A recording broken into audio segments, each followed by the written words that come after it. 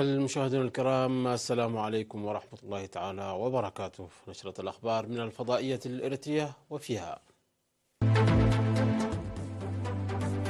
إريتريا تشارك في المنتدى السياسي للتنمية المستدامة. تقييم برامج التعليم في حقات.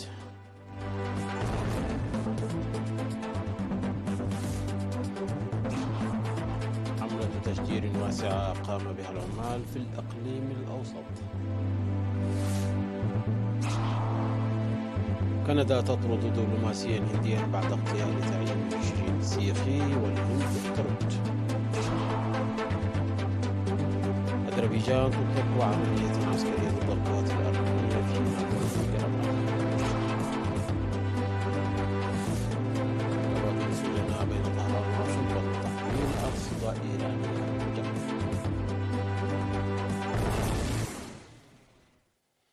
أهلا بكم مشاهدينا. شارك وزير الشؤون الخارجية السيد عثمان صالح في المنتدى السياسي للتنمية المستدامة الذي عقد في 18 من سبتمبر الجاري في مدينة نيويورك الأمريكية. أوضح الوزير عثمان في المنتدى المنظم تحت شعار الاستفادة من العلوم والتقنية والابتكار للتغيير، أوضح موقف ووجهة نظر إريتريا، وذكر وجود الكثير من العوامل المحدثة للتغيير لتطور المجتمع، مشيرا إلى التحديات التي تحدث نتيجة مستوى التطور غير المتوازن ونقص الموارد. وشرح النجاحات التي حققتها إريتريا في الخدمات الصحية الأساسية عامة، وخفض وفيات الأطفال والأمهات، وتطعيم والسيطرة على مرض الإيدز ووباء كورونا بصورة خاصة. وقال انطلاقا من ذلك فإن أهداف التنمية المستدامة يمكن تحقيقها رغم محدودية الإمكانات، موضحا النهج المتكامل المعزز بالتكنولوجيا لمعالجة المعلومات واستخدامها، والتنظيم الفعال وإشراك أصحاب المصلحة المعنيين، وقبل كل شيء الالتزام القوي للحكومة، وهي من الأسباب الرئيسية لنجاح إريتريا. وأكد ربط الاستفادة من المعلومات بتوفير الخدمات في إريتريا، وذلك في السجل السكاني والسجل المدني الحديث ونظام الإحصاء، وإعداد قاعدة بيانات أهداف التنمية المستدامة والخطط المستقبلية والأنشطة المدعومة بالتقانة، مؤكدا منح إريتريا الاهتمام الكبير لتحقيق ذلك من خلال تقوية مؤسسات العلوم والتقانة وأرشفة وتحليل المعلومات. وقد التقى وزير الشؤون الخارجية السيد عثمان صالح على هامش المنتدى بنائب رئيس الوزراء ووزير الخارجية الإيطالي السيد أنطونيو تاجاني، ووزير الخارجية والتعاون الدولي السيراليوني السيد تيموتي كابا، ووزير خارجية نيكاراغوا السيد دينيس موكاندا، وبحث العلاقات الثنائية والقضايا ذات الاهتمام المشترك. حضر اللقاء سفيرة إريتريا في الأمم المتحدة صوفيا تسفا مريم.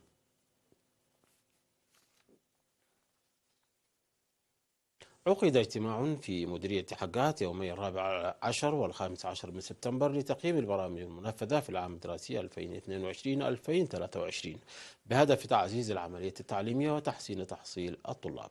شمل التقييم دور المجتمع في ضمان كفاءة الطلاب ومشاركتهم، وحالة البنية التحتية المدرسية، وأسباب وعواقب عدم نجاح الطلاب والتسيب، وبعد المدرسة، وعواقب عدم تجمع القرى، وأنشطة وانتشار خدمات تعليم الكبار، والفرص التعليمية للأطفال الذين فاتتهم فرص التعليم، بالإضافة إلى الأنشطة الثقافية والرياضية والصحية والتعرف على نقاط القوة والضعف. وبحسب التقارير المقدمة فقد ارتفعت نسبة مشاركة الطلاب بنسبة 10%، حيث بلغت نسبة النجاح 83% في المرحلة الابتدائية، و66% في المرحلة المتوسطة، و47% في المرحلة الثانوية. وقال مسؤول التعليم في المديرية الأستاذ إدريس عبدو أنه تم إنجاز عمل فعال في إدارة المدارس والبنية التحتية، فضلا عن زراعة الأشجار وصيانة الأثاثات المدرسية. وذكر مسؤول فرع وزارة التعليم في إقليم عنسبة الأستاذ كفلاي عند مكيل أن الوزارة تعمل على تحسين جودة التعليم وزيادة قدرة الطلاب التنافسية. وحث المدير التنفيذي لإدارة مديرية حقات السيد دخله هيمانوت موسائيل لإدارة الضواحي على زيادة مشاركة ومساهمة الجميع، لأن التعليم يخص جميع شرائح المجتمع. وتوجد في مديرية حقات 14 روضة أطفال، و22 مدرسة ابتدائية، و12 مدرسة متوسطة، ومدرستين ثانويتين، وأربع مراكز لبرامج عريوت لتعليم الأطفال الذين فاتهم التعليم في السن النظامي، وتعمل لإلحاقهم بنظرائهم، ومدرسة مسائية واحدة.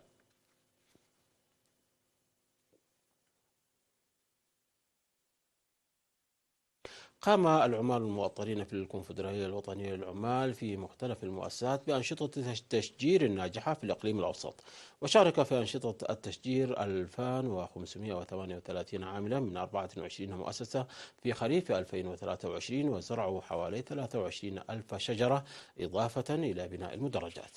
وأفاد تقرير لجنة التشجير في الكونفدرالية بأن حملة التشجير بدأت العام الماضي بمستوى محدود في دمبزاول، وتم حتى الآن زرع أكثر من 26 ألف شتلة.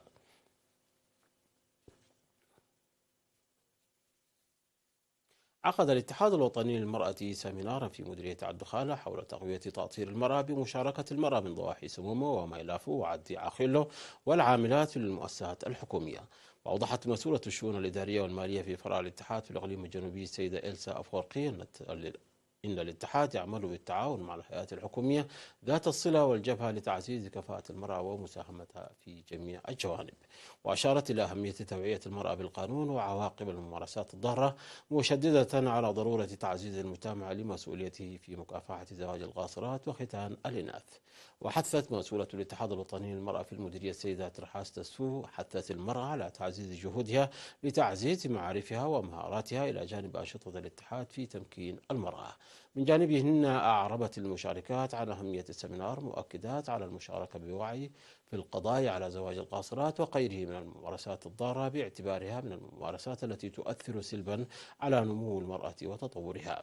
وذكر مسؤول الإدارة والمالية في مديرية الدخان السيد تدروس والدهيمانوت ذكر المرأة للاستفادة من الفرص التعليمية والمهنية المتاحة لها.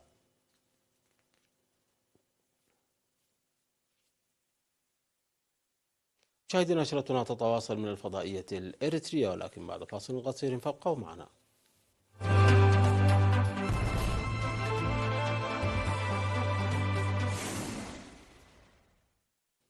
أهلا بكم مجددا.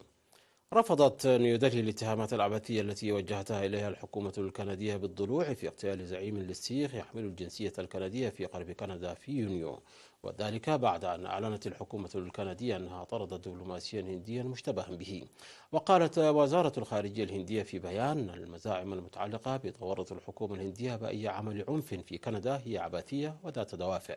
وقال رئيس الوزراء الكندي جاستن ترودو في جلسة طارئة للمعارضة البرلمانية أن حكومته لديها ادعاءات موثوقة تربط عملاء هنود بمقتل هارديب سينغ نيجار في مقاطعة بريتش كولومبيا في يونيو الماضي، داعيا الحكومة الهندية إلى التعاون في توضيح الأمر.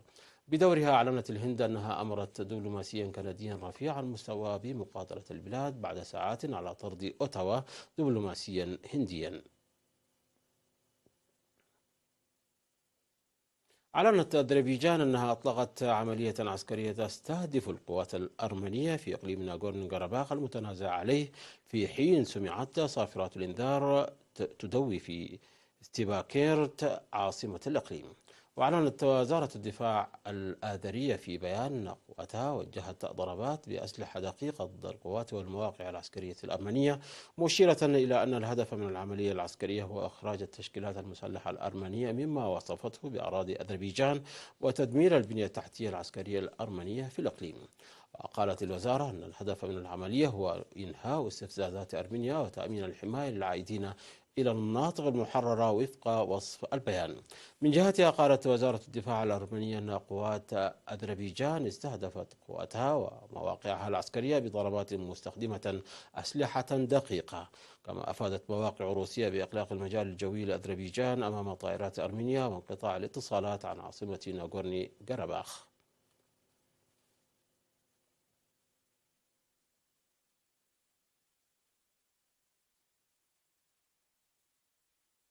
وصل 5 سجناء أمريكيين سابقين لدى إيران إلى الدوحة قادمين من طهران في إطار صفقة لتبادل السجناء مع الولايات المتحدة تم إبرامها بوساطة قطرية، وإثر تحويل أموال إيرانية مجمدة من كوريا الجنوبية مقدارها 6 مليارات دولار حطت الطائرة القطرية على مدرج مطار الدوحة. وتعهد الرئيس الأمريكي جو بايدن الاثنين بالاستمرار في فرض عقوبات على إيران بسبب أعمالها الاستفزازية في المنطقة بعد عملية تبادل الأسرى بين طهران وواشنطن.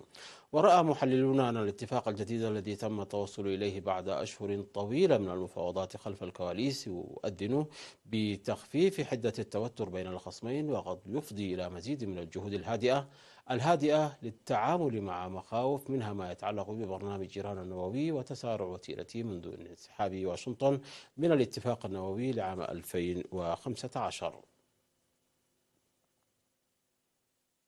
تجري دول آسيان التي تضم أندونيسيا وماليزيا والفلبين وسنغافورة وتايلاند وفيتنام وبروناي وكمبوديا ولاوس وميانمار تجري مناورات عسكرية تعد الأولى من نوعها من دون مشاركة قوى خارجية أخرى في بحر الصين الجنوبي، على أن تستمر هذه المناورات على مدى 6 أيام.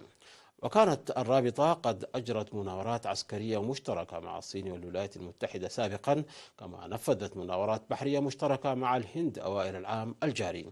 وتأتي هذه المناورات بعد أسابيع قليلة فقط من انعقاد قمة آسيان 43 والتي استضافتها اندونيسيا بين 5 و7 من سبتمبر. وتسعى المنظمة من خلال هذه التدريبات المشتركة على إعادة التأكيد على ما تسميه مركزية آسيان في منطقة المحيطين الهندي والهادي، والتي ضعفت خلال السنوات الأخيرة بسبب الخلافات بين الأعضاء حول قضايا رئيسية. وأطلق على هذه العملية اسم مناورات التضامن لآسيان من أجل تعزيز السلام والاستقرار الإقليميين عبر التعاون العسكري لرابطة جنوب شرق آسيا.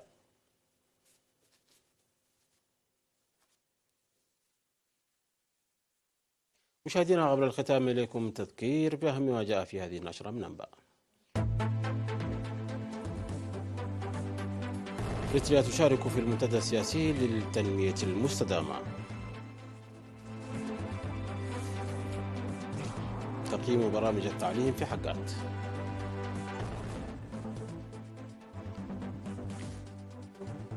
حملة تشجير واسعة قام بها العمال في الإقليم الأوسط. كندا تطرد دبلوماسيا هنديا بعد اغتيال زعيم سيخي، والهند ترد. أذربيجان تطلق عملية عسكرية ضد القوات الأرمنية في ناغورني كاراباخ. وتبادل سجناء بين طهران وواشنطن وتحويل أرصدة إيرانية مجمدة. مشاهدينا، انتهت النشرة. شكرا على حسن المتابعة. تحية لكم أينما كنتم، من اللقاء.